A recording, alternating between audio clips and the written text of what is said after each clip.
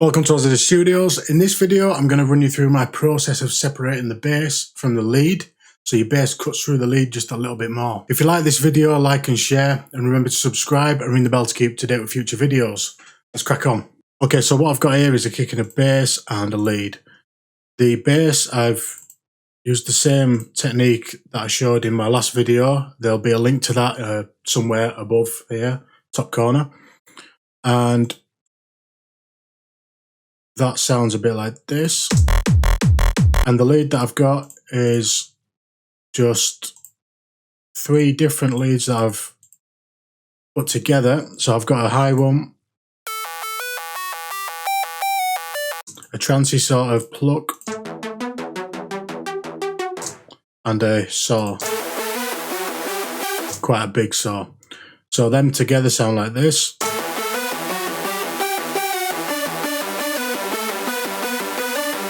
So as you can hear, there's quite a lot of information going on in that lead. So the kick, the bass and the lead together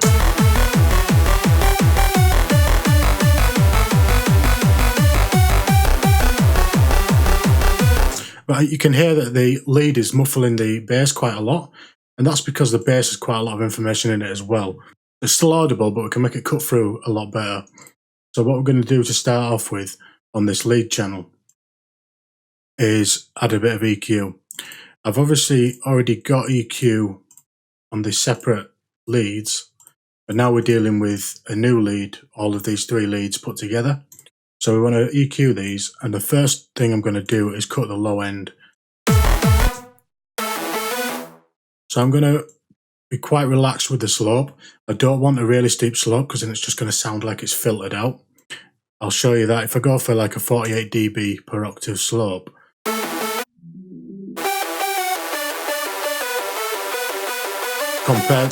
compare that to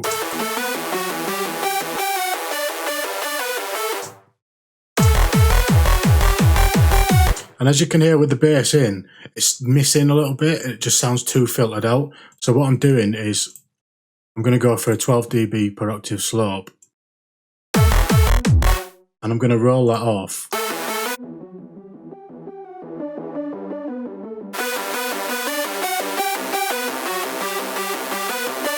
About 250.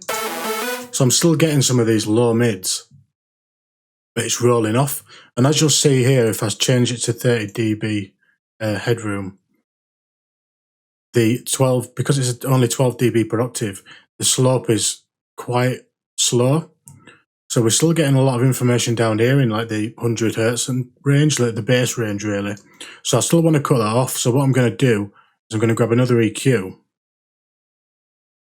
And on this one, I'm going to be really harsh, and I'm going to go for a 96 dB per octave slope, just a straight cut off. And I'm going to bring that up to about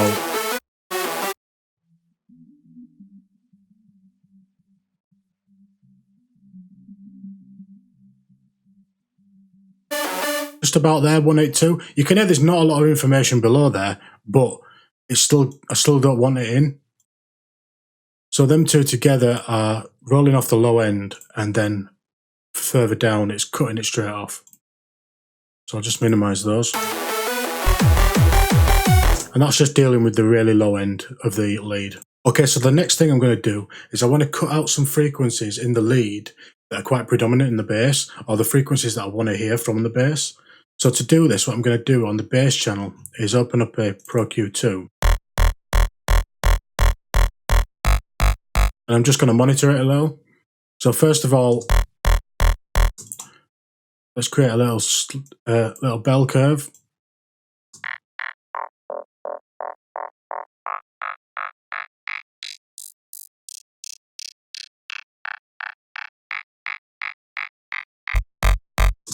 Right, so I'm going to say, for instance, I want to keep this frequency. I want to hear this frequency over the lead. I'd go into a lot more detail with this. It is going to take a lot longer than I've got time for in this video though. So I'm going to try and brush over it quickly. You will get better results with more time spent. So on this one, because of what I'm going to do in a second, you don't have to do anything with that. We just want to highlight these frequencies. So I'm bringing that one up there. Let's find another one.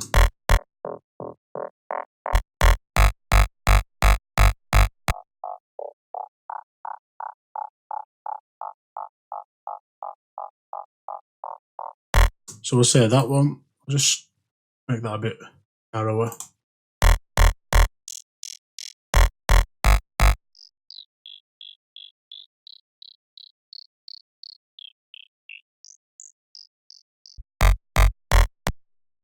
Okay.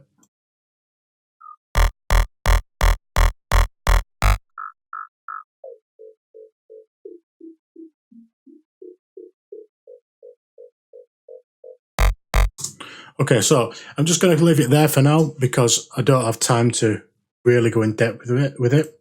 So what I'm going to do now is I'm going to cut that Pro Q2. I'm going to paste it on the lead group. So now what we've got is those frequencies that we wanted to hear in the bass highlighted on the lead channel. So what I'm going to do with these, I'm just going to go through each one.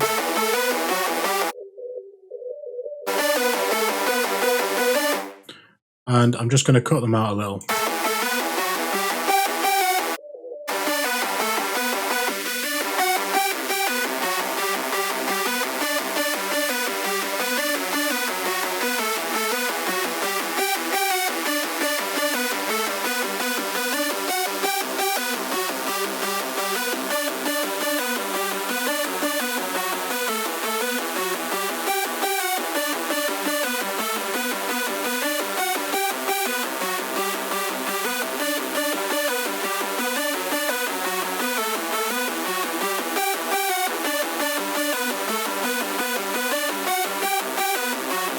The bass is going to fill them frequencies in, so don't worry about changing the sound too much.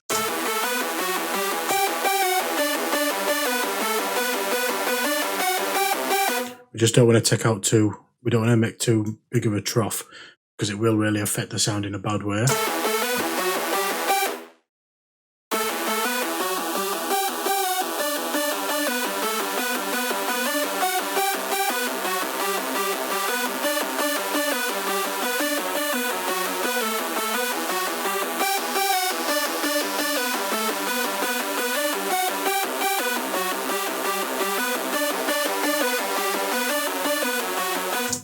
Okay, so moving on from that, let's try it with the bass.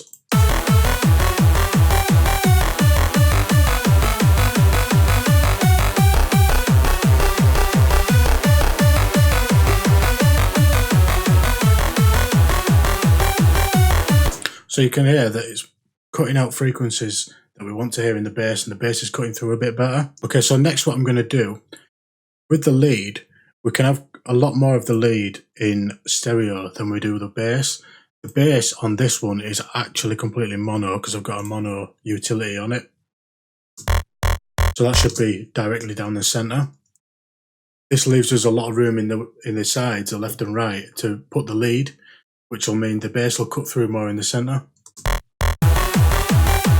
So on the lead, I'm going to grab another Pro Q2 or any EQ you want to use. This is just my go-to EQ.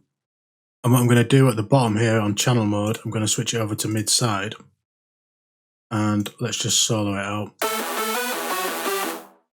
So what I'm going to do while I'm doing this is I'm going to bring a Ozone 8 imager on. I'm not sure what you can use instead of this. There's quite a few stereo tools. There's Stereo Tool V3 is a free one,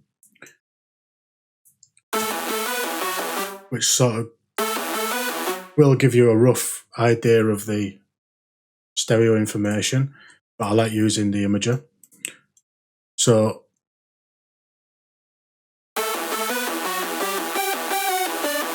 at the moment my lead's still near in between 0 and +1, which is where I want it.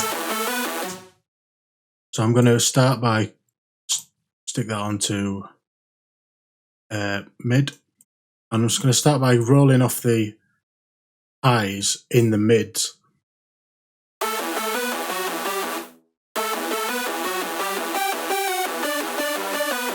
This is going to make the high end of the lead a bit more stereo. So I'm going to create a few more of these on this mid line.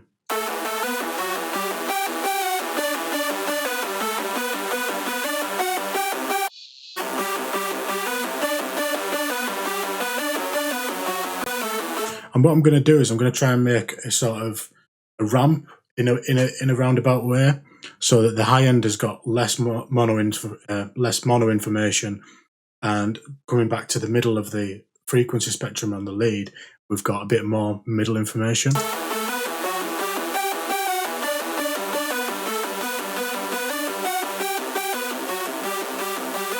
As you can see there, we're hovering a bit more near the 0. So I'm just going to bring these up a little bit more.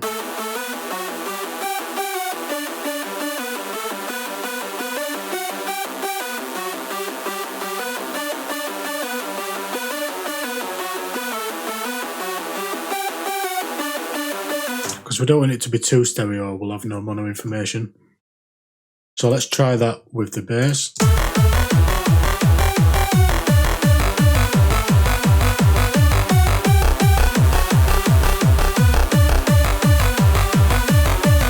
Remember to try and compensate for the volume drop as well. You are going to lose volume when you're EQing, unless you're boosting, but you want to reduce rather than increase when you're EQing, really. So we are going to drop in volume, so I'm just bringing that back up on the channel over here.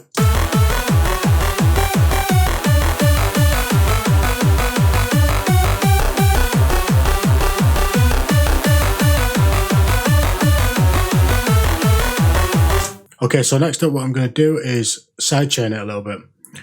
So first of all, I'm going to sidechain it from the kick. I'll just delete that Ozone 8 imager.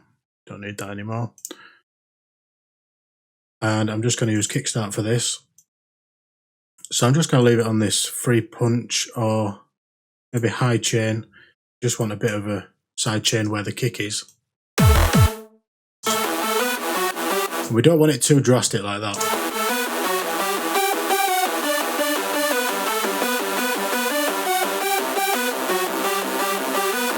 So I want to bring the mix down quite low.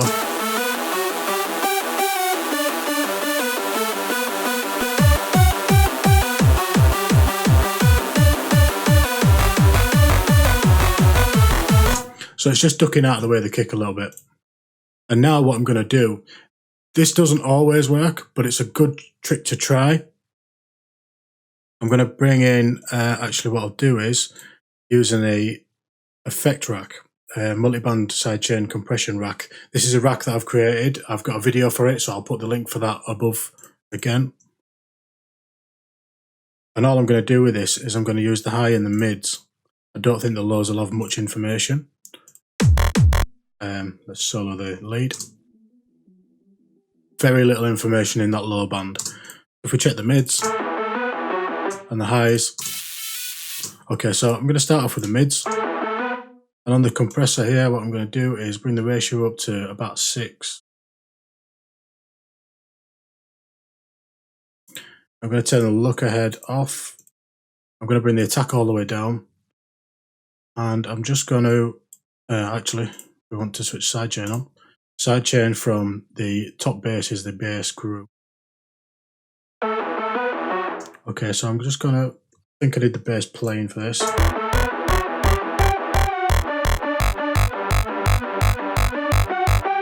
And now you can hear the lead ducking out of the way of the bass when the bass hits. We don't want it to do that completely because it's going to ruin the sound of the lead.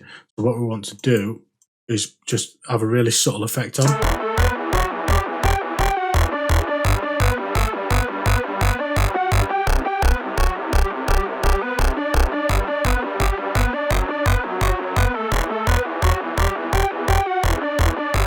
Something like that, so it's just going to duck the mids a little bit out of the way of the bass. Again, the same for the highs.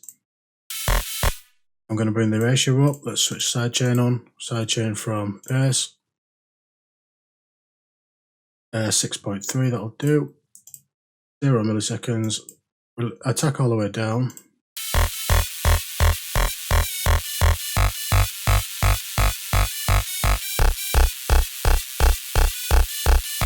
Now with the highs, it's a little bit more harsh when it ducks out of the way, so I want to be a little more subtle with this.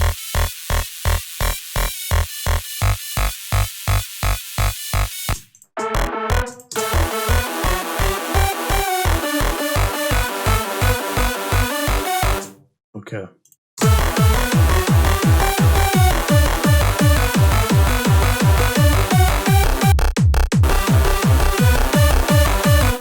maybe a bit too much. Like I say, I ain't got time to go really in depth with this, or the video will be hours long. So go spend your time on this. If it's necessary, it might not be necessary to sidechain from the base.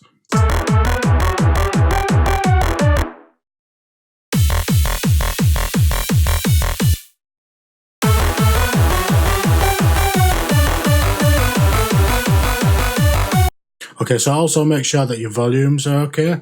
If your lead's too loud, it's just going to drown out your bass anyway. So a good way of doing that is just turn the lead completely off and just bring it in.